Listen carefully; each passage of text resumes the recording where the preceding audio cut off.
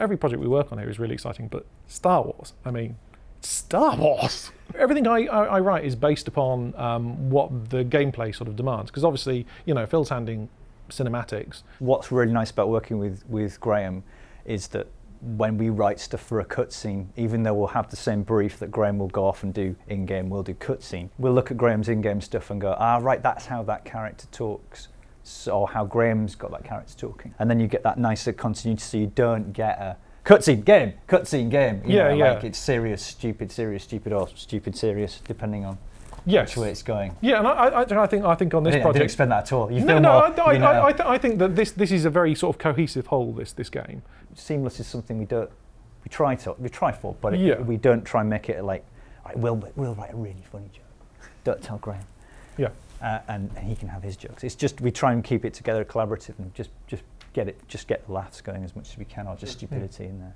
I love writing idiots because I'm an idiot. Frank Honey in Lego City Undercover is the closest person to me that we've done because he's an idiot. It's tremendously fun writing stupid people because you can have them do very funny, stupid things. And in the Lego universe, the heroes are all straight-laced and super. Everyone else is pretty stupid, really. Yeah. I think Stormtroopers are excellent idiots. Ever since that one smacked his head into the door. In the first one, yeah. So you've got the level and then the game. You can't go too far off that track. Yeah. But then in terms of coming up with ideas, that's actually sometimes more fun to sort of create within boundaries. Oh, yeah. If you're not jazz freeforming off somewhere, you've got those boundaries to say, right, well, this is the story you're telling. I suppose how much we get away with, really, isn't it? Is what we try to do. And then you've got sort of design and publishing and people kind of going, maybe not that, maybe more of that, definitely not that. It's mostly me that hears definitely not that. Yeah, we're pretty good. We toe the line, I think, in cutscenes. We're all right. So as a cutscene department, we would be thinking, let's stick to the lines from the film, and then if we can put any background stuff in that play that off to make those lines work in a funny way, then we'd do that. One of the hardest scenes we had to do was the bit on Takodana with Rey and Kylo Ren, because you've got a lot going on in that scene, in how we have it in the game at the minute. You've got the relationship with Han and Kylo, and Finn and Rey and Kylo. And in terms of adapting it, what you want to do is you also don't want to make it boring. You don't want to get in for the Y button, going skip cutscenes. So from our point of view, we want to make the cutscenes funny, relatively short. That was quite hard to adapt, I think, in terms of getting the tone right. On a different tack, to keep it short is difficult. And I think we've got a scene where you have the briefing room, where you've basically got a lot of information that you've got to get across. What's in BB-8? What is that thing? Oh, hang on a minute, we haven't got the spoilers. We haven't got the full map. Oh, and the Starkiller base. What's the Starkiller base? And we've got this a lot of information which we try and we'll trim it out what's not needed.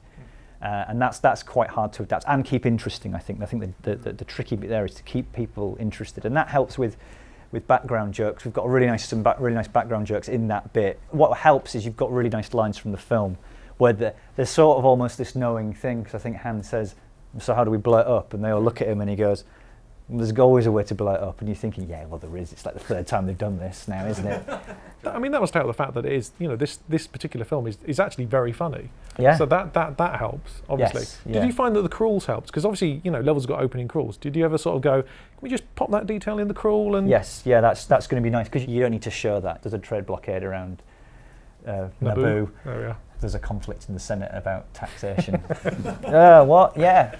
With the Han death scene, it's currently in progress, I think. I think in a lot of previous games, people who die don't die. I think that's the thing. I think that's the thing we in a cutscene. I suppose in the game as well, because you don't die, you always, the character dies, loses its hearts, loses its lives, and then you just studs come out. So you never really die. So we have to be true to that in the cutscenes as well. So we've got some really nice ideas with it, and it generally what we'll fall back on is the fact that Lego characters pop to pieces. That's always a good one, and that pieces can act on their own. So you've got to also be aware that characters can come back, and we don't know that Han's not going to come back. I imagine J.J. Abrams doesn't know that Han's not going to come back.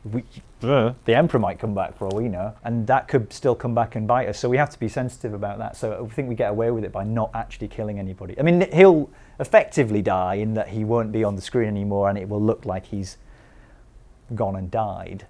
But we don't tend to kill people in Lego cutscenes. You might see him in the background just spinning off into space, Darth Vader style, just so we've got him there, just so if he comes back in episode 9 as a head in a bucket or something, I don't know. we don't know. I mean, Darth Maul got cut in half and he comes back as in that way that you just think, wow. Did he blow up the planet? So maybe he's dead. Obviously, we worked with Lucas very closely throughout the project, and they shared with us materials that we needed to do the job. Anything you know about Star Wars before everyone else knows it is kind of like, woo, from the most tiny little detail that everyone's going to obsess over. We had people who came onto the project and would say, "Can you give me a cutscene that doesn't give too much away about the story?" And you kind of then had to look through it all, going, "Oh, well, there's that one."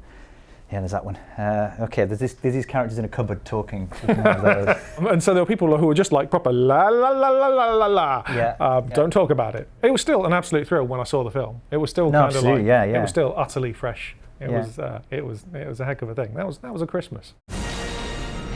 Whenever I sort of boot up the game, it's come on leaps and bounds, and it's I'll be playing one of the sort of the dogfighting sequences, and it's like, wow, we've knocked this out of the park. It's so far and above what I was expecting. And there are new gameplay elements in the game that we've got, which I think add to it massively. When we found out we were doing it, that was a big kind of like, right, that's brilliant. Yeah. And then you see the game we're doing and you go, yeah, it's quite nice. This particular project has been an absolute joy. That isn't to say previous ones weren't a joy as well. Yeah. Right? Right. Okay.